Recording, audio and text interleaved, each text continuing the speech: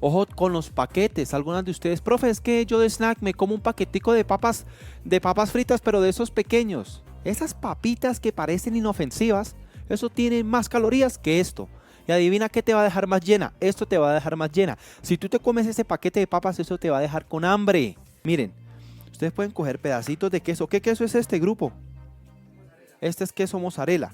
¿Sí? Lo pueden combinar con qué? Con aceitunas. Aquí vea, podemos poner una aceituna, un quesito, ¿listo? Otra aceituna, vea, puros pinchitos así. ¿Sí se está viendo ahí en cámara? Vea, pinchos así. Tú te puedes comer estos, unos 5.